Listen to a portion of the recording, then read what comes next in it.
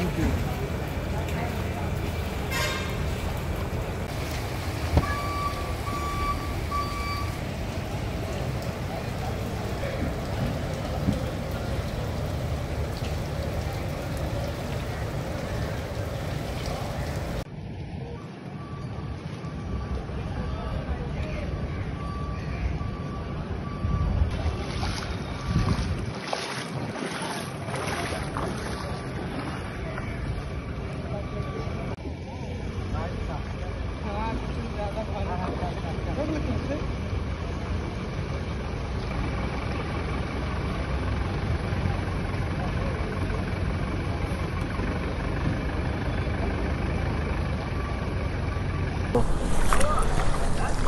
इकडे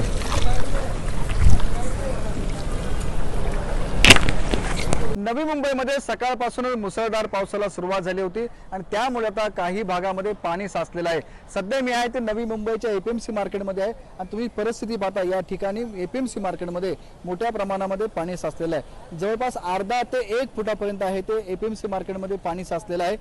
वाहनं आहेत ते पाण्यातून जात आहेत, त्यांना या ठिकाणी पाहण्याचा अडथळा निर्माण झालेला आहे आणि हीच परिस्थिती आहे ते नवी मुंबईच्या इतर भागामध्ये सुद्धा दिसून येत आहे। तुम्ही पाहता की या ठिकाणी एपीएमसी मार्केटमध्ये आहे ते वाहनं येताना दिसत आहेत, मात्र त्यांना या पाण्यामुळे आहे तो अडथळा निर्माण झालेला आहे।